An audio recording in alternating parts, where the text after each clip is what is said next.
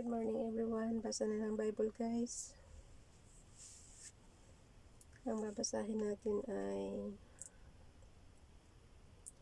Judges 7 and 8, chapter 7 and 8, and Luke chapter 5 verse 1 to 16.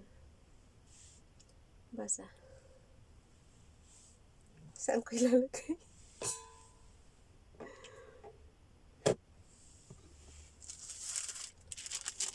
Okay. Gideon defeats the Midianites.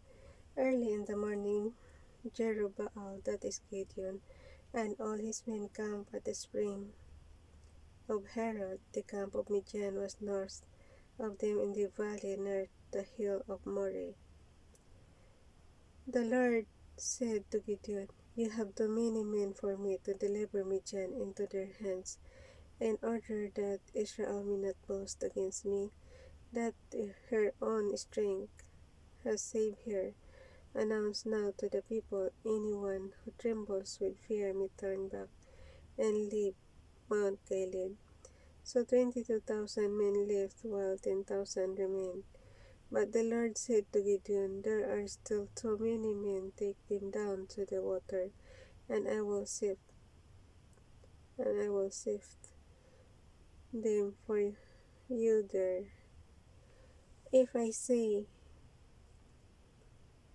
'This one shall go with you,' he shall go. But if I say, 'This one shall not go with you,' he shall not go." So Gideon took the men down to the water. There the Lord told him, "Separate those who lap the water with their tongues like a dog from those who kneel down to drink." 300 men lapped with their hands to their mouths. All the rest go down on their knees to drink. The Lord said to Gideon, "With the 300 men that lap I will save you, and give the Midianites into your hands. Let all the other men go, each to his own place."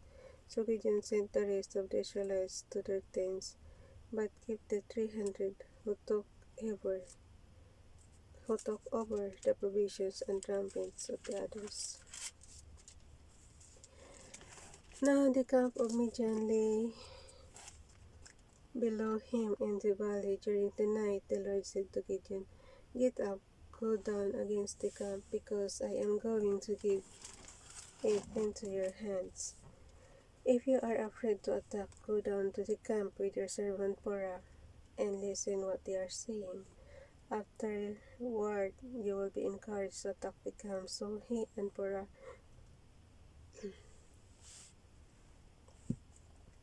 nabilaukan na naman ako. His servant went down to the outpost of the camp. Inom muna tubig guys.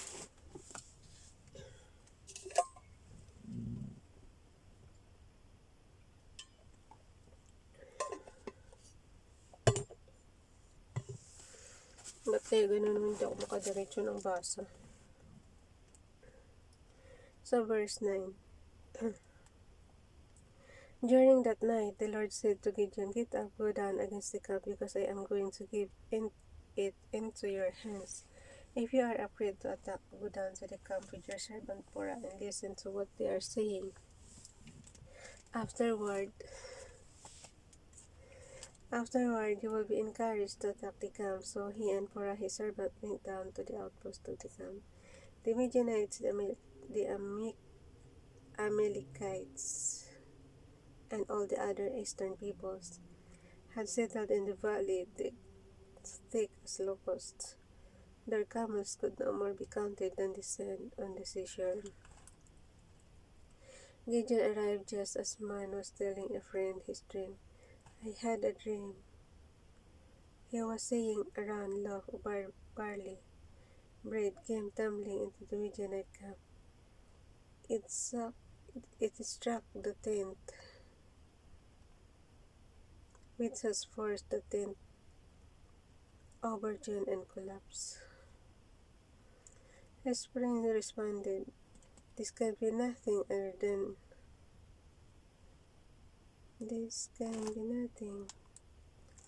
the sword of Gideon, son of Joash, the Israelite. God has given the Midianites and the whole camp into his hands."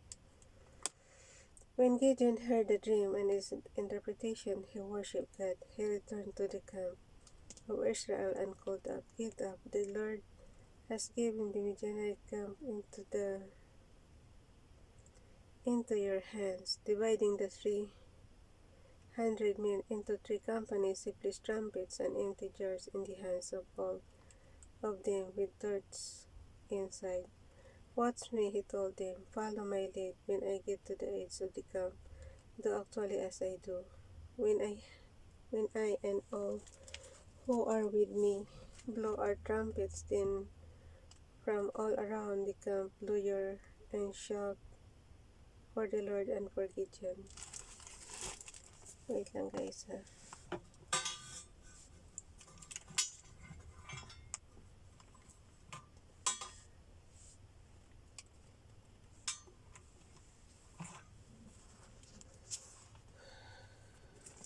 Verse 19.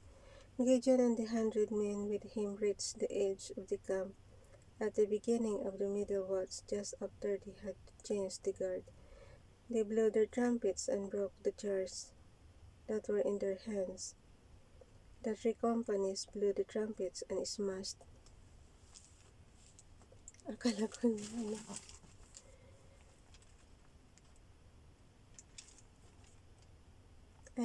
and smashed the jars. Grasping the torches in their left hands and holding in their right hands the trumpets they were to blow, they shouted a sword for the Lord and for Gideon. While each man held his position around the camp, all the Midianites ran, crying out as they fled.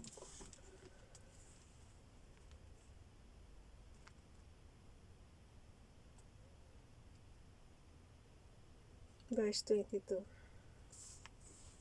When the 300 trumpets sounded, the Lord caused the men throughout the camp to turn on each other with their swords. The army fled to Bethshittah toward Serira, as far as the border of Abel, Meholah, near Tebeth.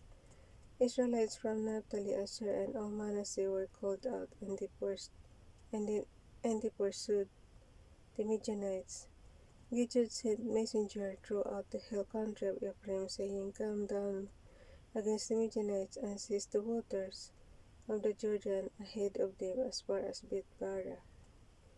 So all the men of Ephraim were called out, and they took the waters of the Jordan as far as Beth-barah. They also captured 2 of the Midianite leaders, Oreb and Zeeb. They killed Oreb at the rock of Oreb, and Zeeb at the winepress of Zeeb. Then, antok na. Sorry guys. So all the men of Ephraim were called out waters and took the waters of the Jordan as far as Beth-barah. They also captured 2 of the Midianites leaders, Oreb and Zeeb. They killed Oreb at the rock of Oreb, and Zeeb at the winepress of Zeeb. They pursued the Midianites and brought the heads of Oreb and Zeeb to Gideon, who was by the Jordan. Chapter 8 na tayo. Ziba and Zalmunna. Now Ephraimites asked Gideon, "Why have you treated us like this? Why didn't you call us when you went to fight Midian?" And they criticized him sharply. But he answered them, "What have I accomplished compared to you? Aren't the gleanings of Ephraim's grapes better than the full grape harvest of Abisar? God gave Oreb and saved the Midianite leaders into your hands. What was I able to compare to you?" At this the resentment against him subsided. Gideon and his 300 men, exhausted yet keeping up the pursuit, came the Jordan and crossed it. He said to the men of Succoth, "Give my troops some bread, they are worn out, and I am still pursuing Ziba and Salmona, the kings of Midian." But the officials of Succoth said, "Do you already have the hands of Ziba and Salmona in your possession? Why should we give up bread to your troops? Then Gideon replied, so verse 7 guys. Then Gideon replied, just for that, when the Lord has given Zebah and Salmona into my hand, I will tear your place all the desert.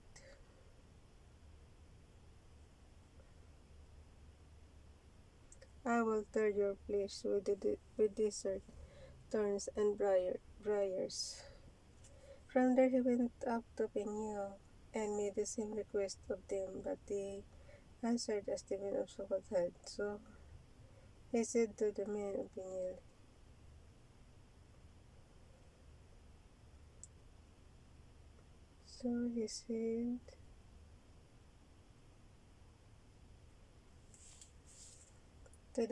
Peniel, when I return in triumph, so verse 9 yun guys ha. When I return in triumph, I will tear down this tower. Now Zebah and Salmona were in Karkor with force of about 15,000 men, all that were left, all the armies of the eastern peoples. 120,000 swordsmen had fallen. Gideon went up the rout of the people.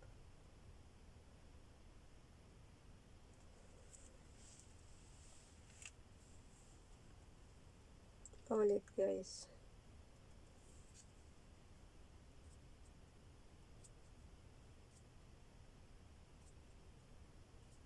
All it sa verse 10 tayo.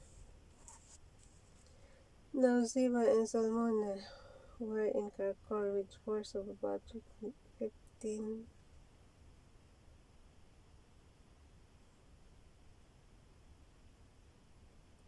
men. All that were left, all the men were carried. Naantok na naman tayo guys.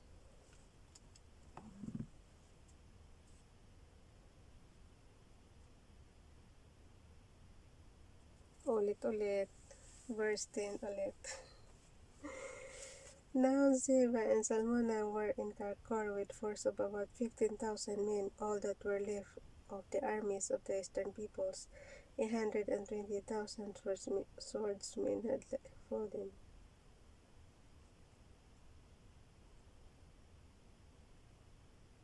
Gideon sa verse 11. Gideon went up by the road of Noman's east.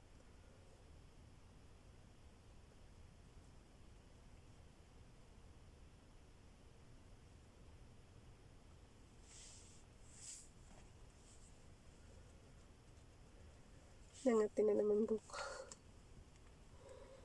Sa verse 11 ulit tayo. Gideon went up by the road of the nomads east of Nobah and Jobiha, and fell upon the unsuspecting army. Zebah and Salmona, the two kings of Midian, fled but afraid, but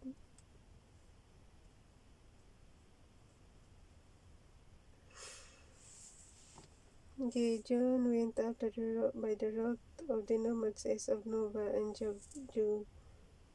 Jogbiha, and fell upon the unsuspecting army. Zebah and Salmona, the two kings of Midian, they fled, but he pursued them to Gennesaret.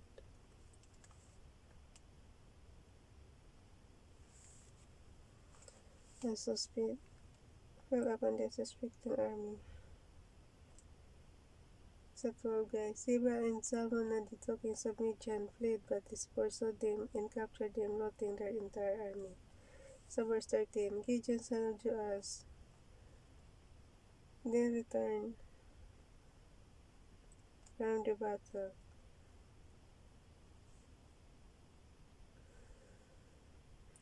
By the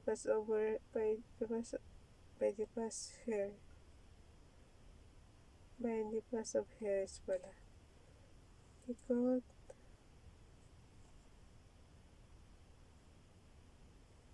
Sana na tayo. He caught the young man of Succoth and questioned him, and the young man wrote down for him the names of the 77 officials of Sukkot, the elders of the town. Then Gideon came and said the men of Sukkot, "Here are Sheba and Salmona, about whom you taunted me by saying,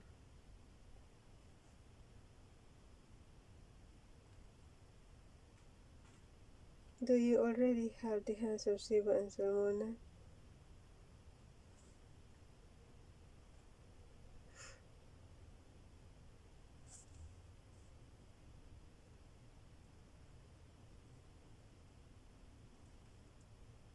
Antok na talaga ako, grabe.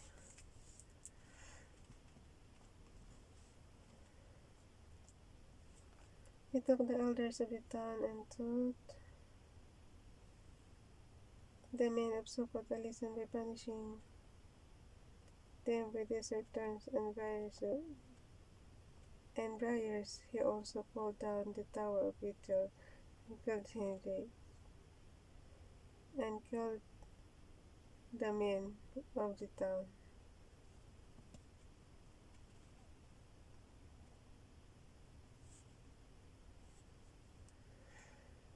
So verse 18. Then he asked Sheba and Salmona, "What kind of men did you kill at the war?" "Men like you," they answered. "It's men, one disappearing."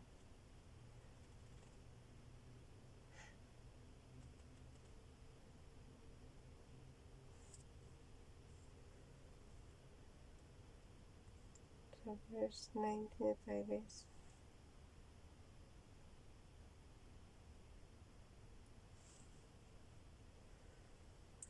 Gideon replied, "Those were my brothers, the sons of my brother."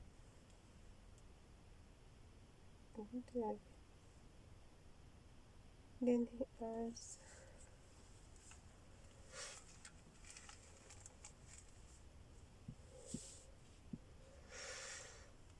"It's one of these bearing offerings." 19. Gilead replied, "Those were my brothers, the son of my own mother.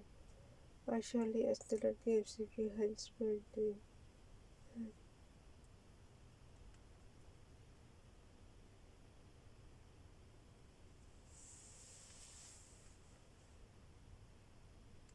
Ulit guys sa verse 18 ulit. Then Cain asked,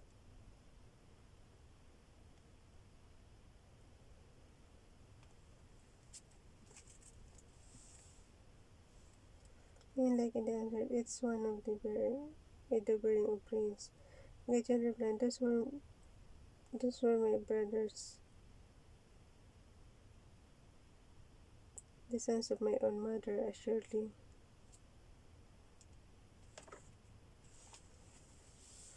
Antok na, grabe. Alas 2 na guys. Thorns and briars. He also pulled down the tower of Peniel and killed the men of the town. Then he asked Sheba and Salmona, "What kind of men did you kill at Tabor?" "Men like you," they answered. It's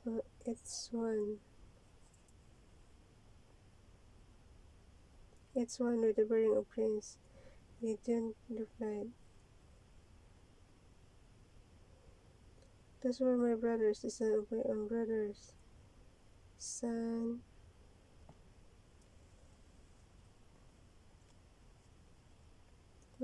Wait lang. Gideon replied, "Those were my brothers, the son of my own mother." Surely replied,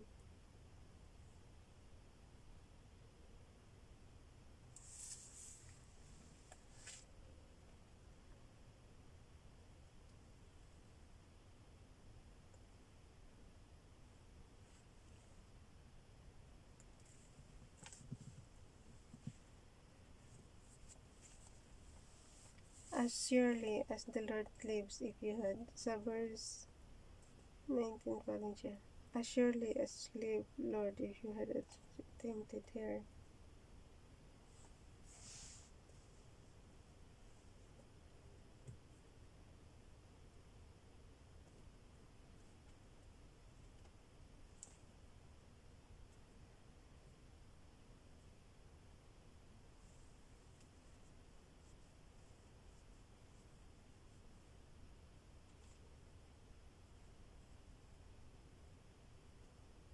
Ulitin ko ulit.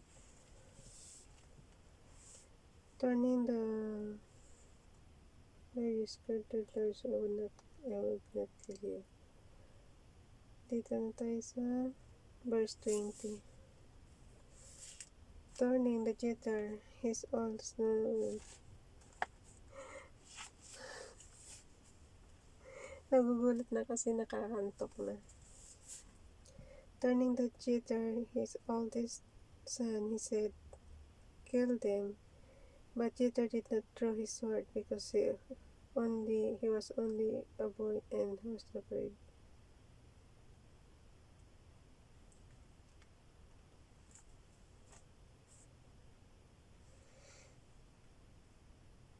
Sorry, because he was only a boy and was afraid. Ziba and Salmona said, "Come, do it yourselves." Come, again.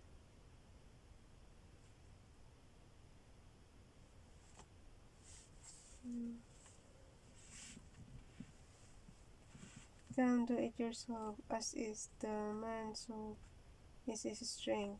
So Gideon stepped forward and killed him. Let's see.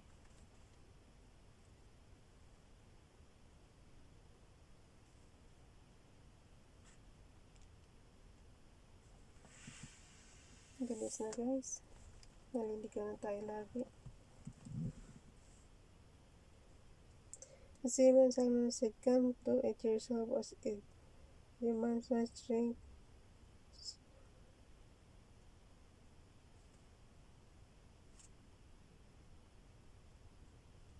Turning the Jitter's oldest son, he said, "Kill them." But Jitter did not draw his sword because he only a boy and was a bird. Ziba and Salmona raised some of them raised. Di ko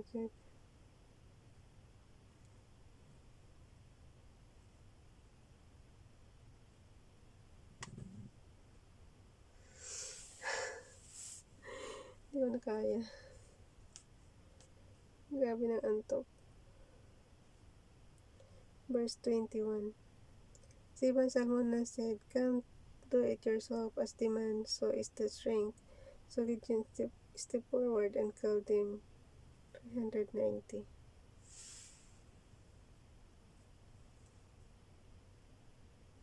Wow.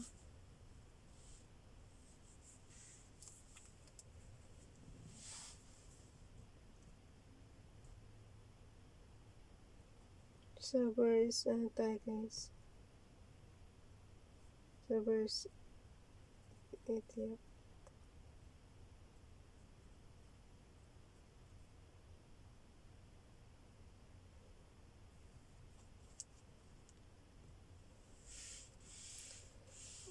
pwedeng ulitin ulit natin yung 21.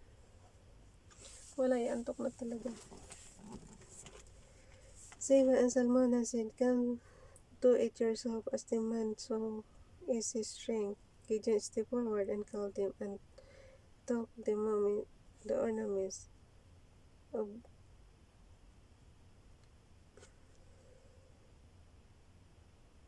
their camels' necks. Gideon echoed, "The Israelites," said Gideon, "roll over us, your son and your grandson, because you have saved us out of the land of Midian." But Gideon told them, "I will roll over you, nor will my son roll over you. The Lord will roll over you." And said, "I do have one request, that is of the reason.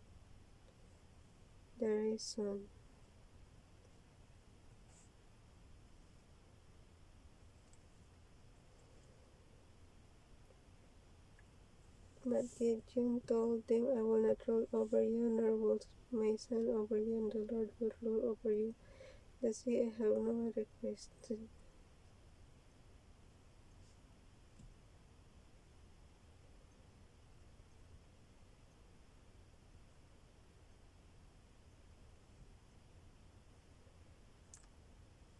Dito tayo sa verse 23. But Gideon told them, "I will not roll over you, nor will my son roll over you. the Lord will rule over you. And he said, do had a fever.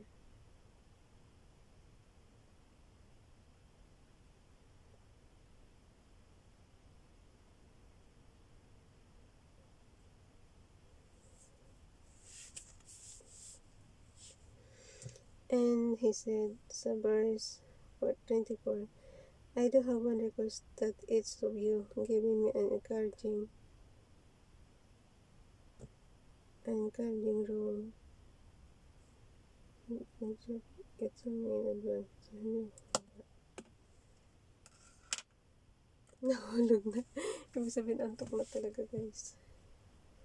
And he said, I do have one request, that each of you give me an earring from your share of the plunder. It was the custom of Sunrise to wear gold.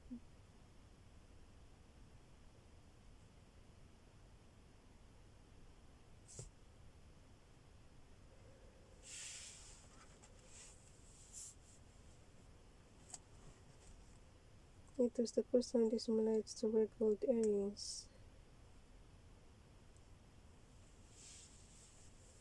Sa verse 25 na tayo.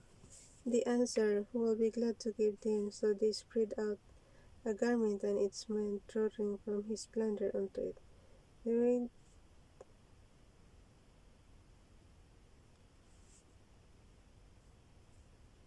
The answered will be glad to give them, so they spread out the garments, and its man drew a ring from his plunder unto it. The weight of the garment passed or the weight of the garment. So, wait. So they spread out garment, and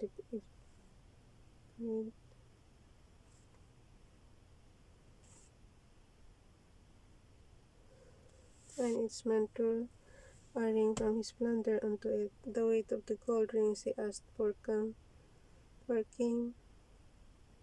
to 1700 shekels, not amounting at zero.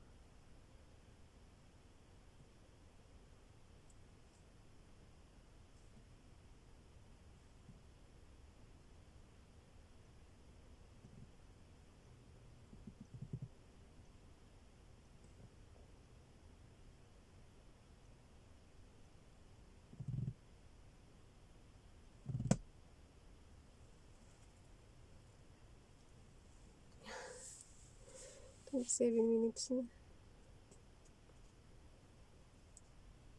7 times, not counting the ornament, the pendants, and the purple garments worn by the kings of Midian, or the chains that were on their camels' necks. Verse 27 tayo, guys. Gideon make the gold into an ephod, which he placed in Orpah. Only the knights.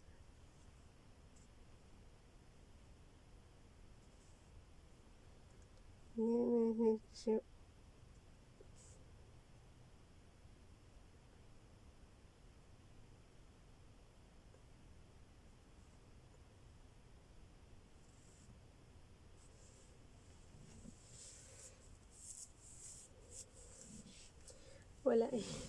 Talagang antok na.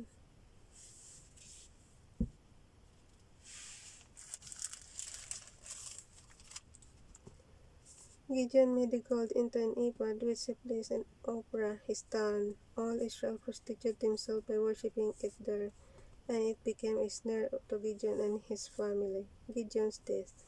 Thus Midian was subdued before the Israelites. Nanaya na naman. Inom ulit.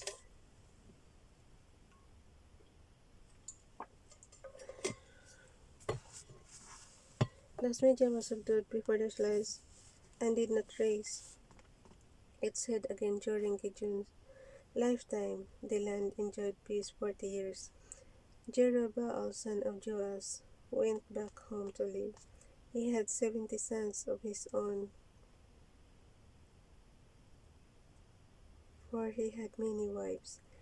His concubines who lived in Shechem also bore him a son, whom they named Abimelech. Gideon, son of Joash, died at a good old age, and was buried in the tomb of his father Joas, in Opera of the Abiesides. So sooner or eating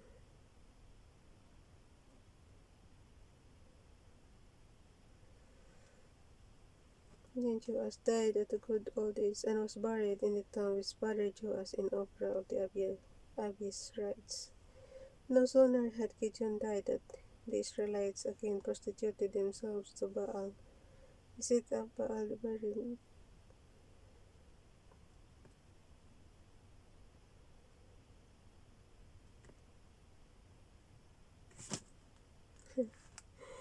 discolored. Wala. Antok na.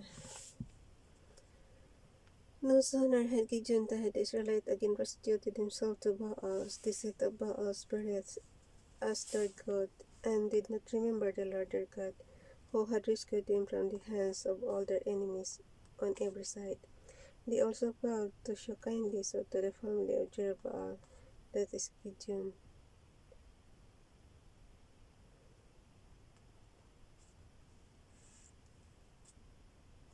for all the good things he had done for them. Dito na tayo sa Luke chapter 5.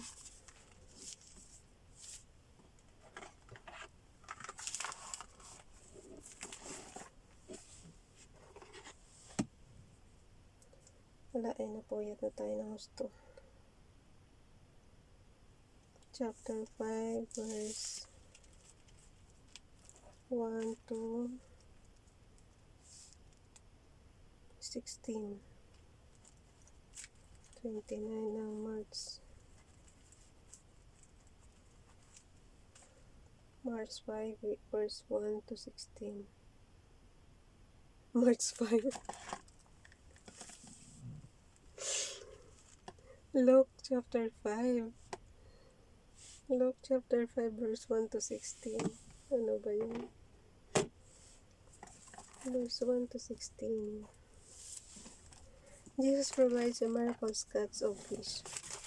One day, as Jesus was standing by the Lake of Gennesaret, with the people crowding around him and listening to the word of God, he saw at the water's edge 2 boats left there by the fishermen who were washing their nets.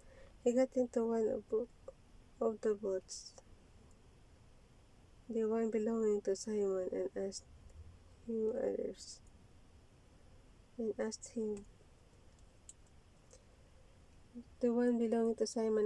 him to put out a little from shore. Then he sat down and taught the people from the boat. When he had finished speaking, he said to Simon, "Put out into deep water and let down the nets for a catch." Simon answered, Master, we've worked hard all that." Oh.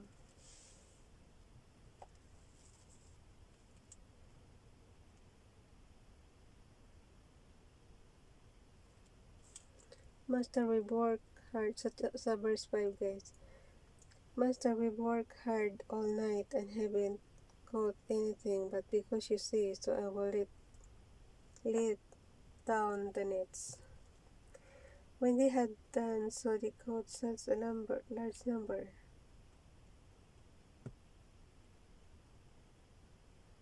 of fish that their nets began to break. So they signaled their parents in order to become sick.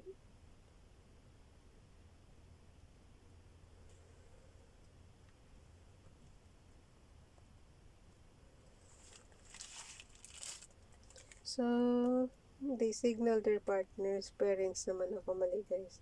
So they signaled their partners in the other boat to come and help them, and the while came and filled with boats so full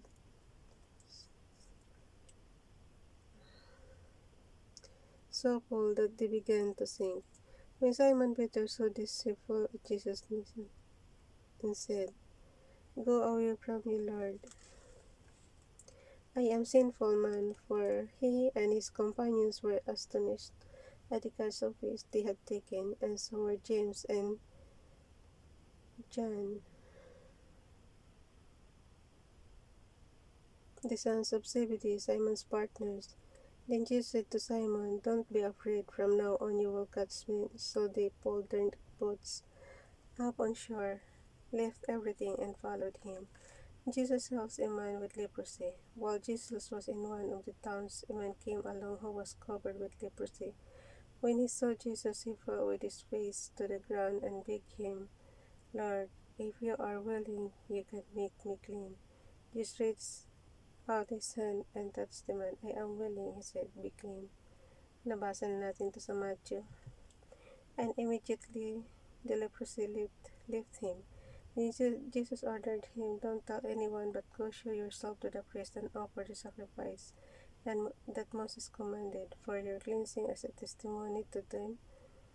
Yet the news about him spread all the more, so that crowds of people gave to hear him and to be healed of their sicknesses. But Jesus often withdrew to lonely places and prayed. Hanggang 16 lang guys. Bye everyone. God bless.